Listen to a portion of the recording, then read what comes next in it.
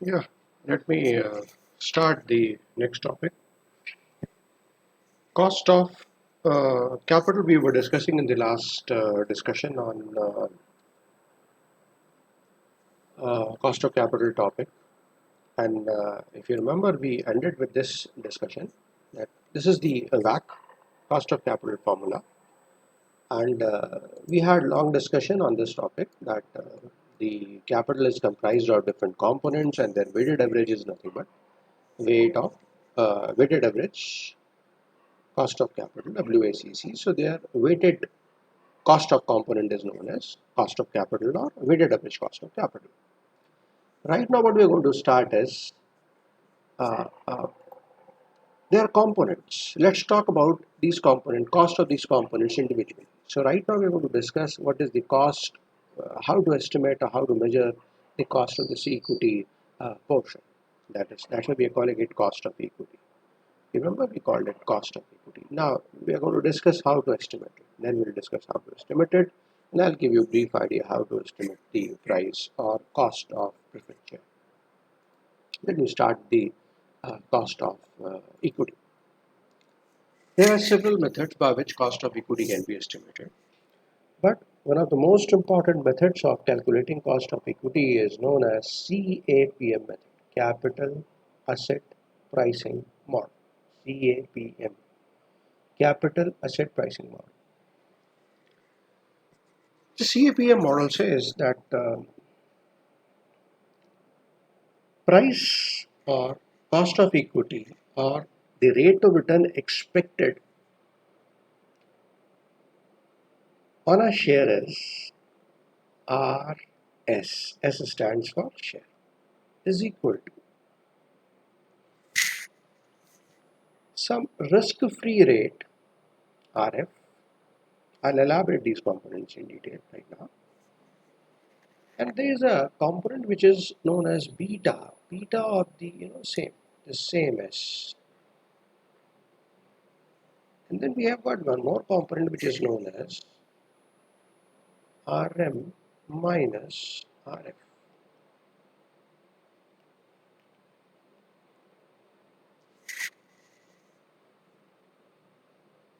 Yeah. So this is the CAPM formula. CAPM formula has got many issues, but despite all the possible issues which are associated with CAPM, CAPM is one of the most important and popularly used tool to estimate the cost of equity. So when we say equity, obviously we are referring to shares. If you remember my introductory discussion, I said that we always talk about company. So when we talk about company, and that too listed company, when a company is listed, it must be having its share price in the market. So that becomes very helpful. Otherwise, we have to resort to some other methods to calculate the cost of equity. So right now, I'm taking a simple example. A public limited company is there. That is what we always talk about. When we say we are talking about a company, we are referring to obviously listed company. So if you have a company which is listed in the stock exchange, then what is the cost of equity of that particular company? That is what the point of discussion is. So as I am saying that, we would like to use CAPM model to calculate cost of equity. So to calculate cost of equity, what we need is we need to have RF. So RF, as I said, it is risk-free rate. What happens when we want to know the cost of any security or equity? We would like to have risk-free rate, which is this risk-free rate should be equal to GSEC, G government security or government bond of, you could say, 5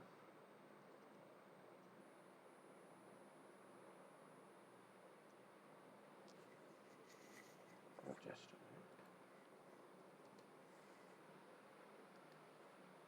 just yeah, like that. So yeah,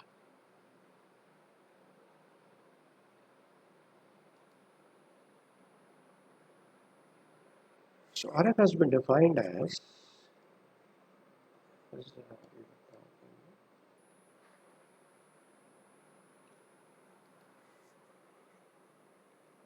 RF has been defined as risk-free rate on a government GSEC or government bond of usually 5 to 10 years, because you will find that government bonds of different time periods are available. So I'll explain why I'm using this. Government bond means it is safe. So that's why this can be associated with something which is risky. Government bond is supposed not to have any risk. That's why it is always some risk, but government is supposed to be safest. So government bonds are taken to calculate or to use the rate of uh, yield, we call it. There's a term which is used, we call it yield. So instead of calling it return, we'll call it yield. Yield is nothing but another name for return.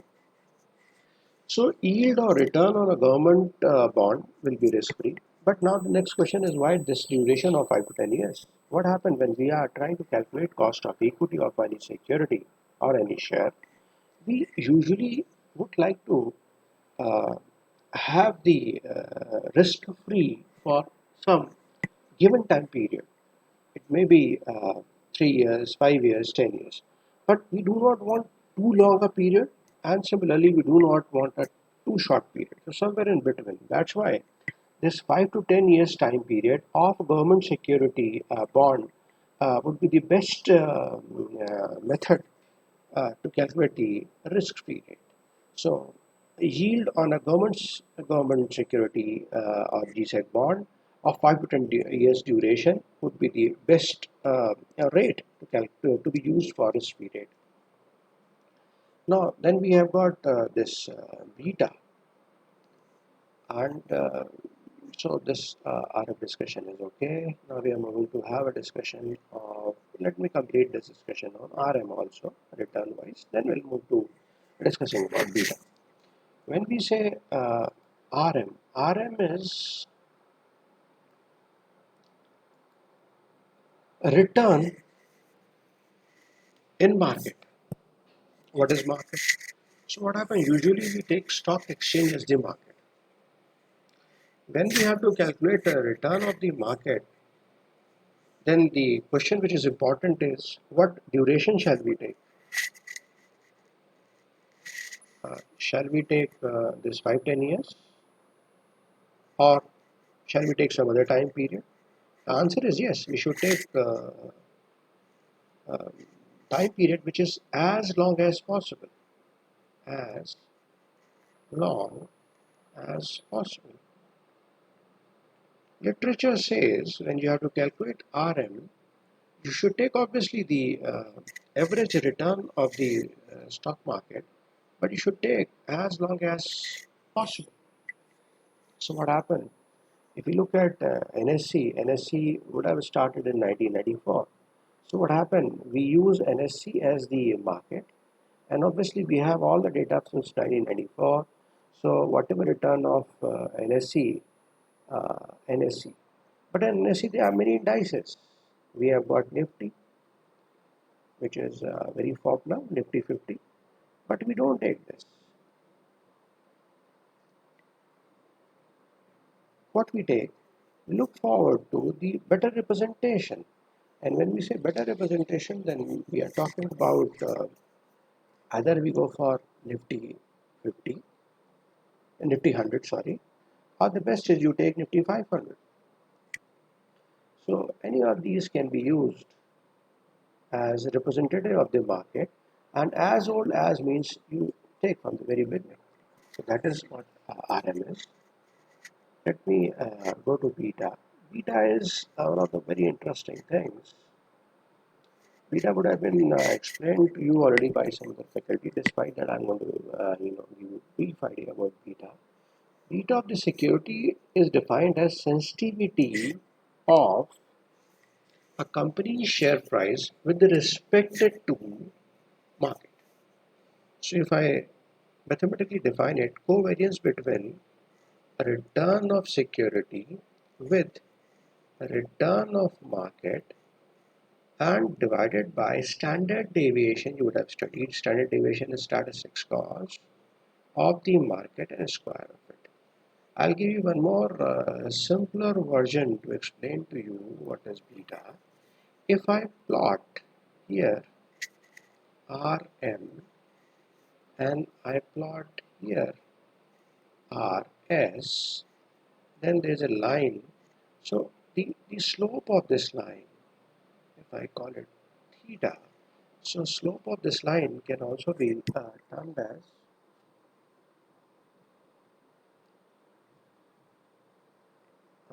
slope means I can write down slope or I can write down tan theta. Those are mathematics tools for we can understand me better. So it is nothing but n. We also call it gradient m, whatever way you understand. So this was the, in a way, this was the first method. This was the second. I'll give you third approach also to make you understand. If I run a regression analysis where the dependent variable is return on shares is equal to A plus B, I'll say Rm. So this B, the coefficient of independent variable Rm will be beta S. So these are the three things. Conceptually, beta is sensitivity of a company's share price with respect to the market. So we have now defined the whole CAPM formula. Rm I have defined. Rm I said this is the Rm. Rf, this Rf are same. Beta S I have defined. I'll quickly show you how to estimate beta mathematically. So look at here. I have used BSE 500. BSE 500 I have taken, and I have not taken this for a very long period. I have just taken for, if I remember, 5 years, just to make you understand this concept easy. I have taken relatively simpler figures. So this is a company I'm using RIL. I guess you can see I'm using a company RIL. So this is the share for which I would like to know the beta, and this is market. So I'm having this. But these are the share prices. So these are taken, and if you look at the values, what you find that we have calculated or we have pulled out these values using weekly prices. These are weekly prices. So weekly prices have to be converted into weekly returns. Look at here. So I'm using this formula.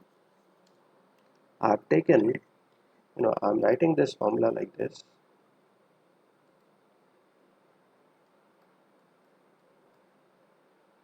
Yeah. So I'm saying if I have to calculate return, so return is I'll go for ln natural log p2 by p1. So we call it p2 by p1. It means this is the return which I'm going to use in Excel. So the same return formula I'll be using it, and I have taken weekly return. That's not a problem. You take daily, weekly, monthly, but weekly is the most ideal, so I have taken ideal. Coming back to, so the similar way I have calculated the return of stock price. Similarly, I have taken return of the market price. If you're following this, yeah. And same thing I would have been done across the board for all the values. And if you remember, I just talked that beta is nothing but slope. So straight away I'll use this formula. Let me write this formula for you. I'm writing for Excel. These are exercises for Excel. So I'm doing this for helping you. Uh, yeah, this for Excel only. So that will become comfortable when it is. So when I say I'm going to use the slope, So slope in Excel, straight away there is a formula which can be used, equal to any formula when we want to write in Excel, slope. And then what happened? First of all, you have to y series, whole series, comma, and you have to have x series. So in our case, what is happening, if I talk about what we are doing, then what we are doing here is slope. Obviously, we'll type that way. But y in our case, if you remember, y in our case is rs, and x in our case is rm.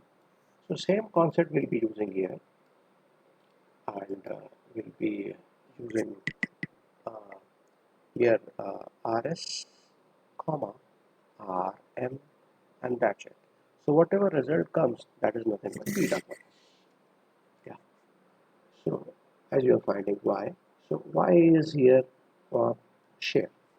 So I'm using some shortcut formulas in Excel.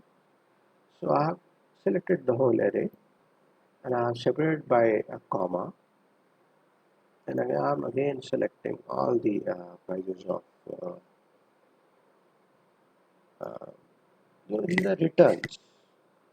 So I'm using so first I've taken the stock return, then I'm taking the market return, and I'm closing the, and I've got this. This is the beta of RI. So if I just take you back to calculating the cost of equity, so let me